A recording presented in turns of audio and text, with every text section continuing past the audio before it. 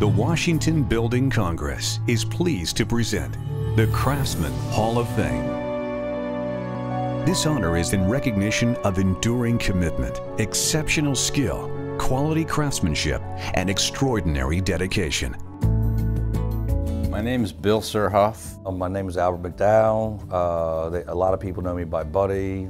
My name's Robert Bodmer. Well, my name is Ralph Eugene Pearson. I grew up in Patchogue, New York. Started in construction when I was in high school.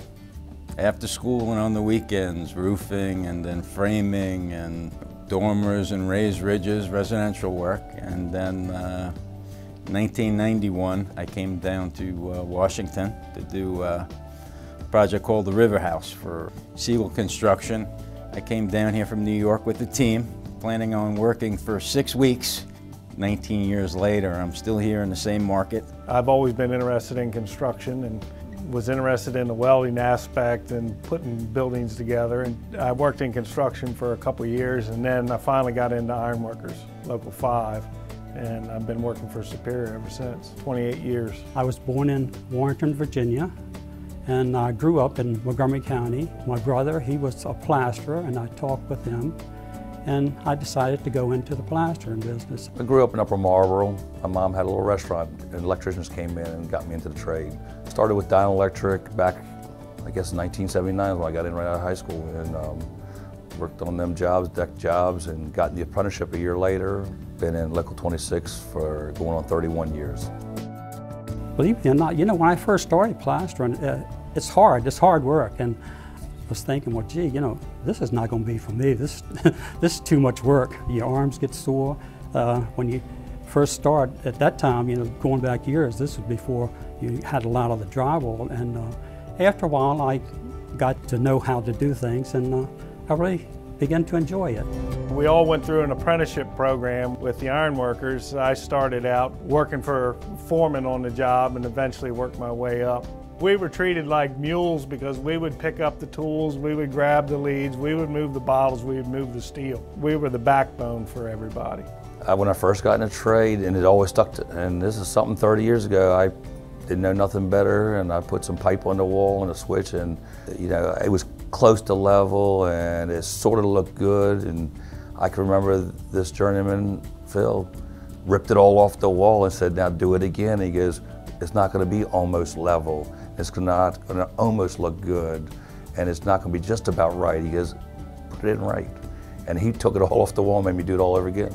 And I was only in the trade for a couple weeks, and that stuck in my mind the rest of my life.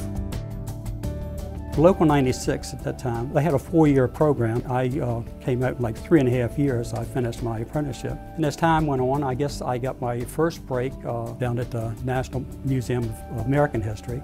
And I worked in the First Ladies Hall. To me, that was an honor, and it's different, so much different than what I started with. I mean, you're just seeing flat walls. You do your plastering, you do your white coating and finishing. But when you get into this is what sort of inspired me. I just love the ornamental work. I did the dome of the Jefferson Memorial, the Washington Monument, which received the Star Award. A fantastic project. The beauty of this market is we have the most national treasures of any place in the country. With that, we get a lot of opportunity. The first craftsmanship that I was nominated on was Mona Electric, and it was something that you would never see, but it was just duct banks at a powerhouse. But the amount of duct banks and the amount of people, and it looked like silver highways under the ground. We put 57 miles of pipe under the ground in about 4 months. It's unheard of. I received my first award. I was ecstatic. You know, I thought it was great, and I've always taken my work to heart. The Craftsmanship Award to me is an appreciation of many people who put a lot of things together and time and effort and planning into what it takes to be a standout project in a market that has, you know, the best builders and designers, you know, in the world. Very seldom you get a pat on the back in this business. You just move on to the next job and you keep going. And the Craftsmanship Awards, I think that it gives us pause to thank the guys that have worked through this industry and worked so hard producing products that are outstanding. If you take the time to do it neat in a craftsman-like manner, you only have to do it once. Plus, when you stand back and look at your work, that makes a difference too.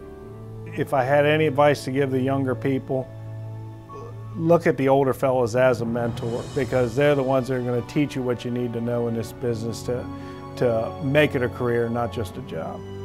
I'm very proud of the work that I've done and very much enjoyed it. You have to be proud of what you're doing and take it to heart. It is with great pride that we present to you the Craftsman Hall of Fame Class of 2010.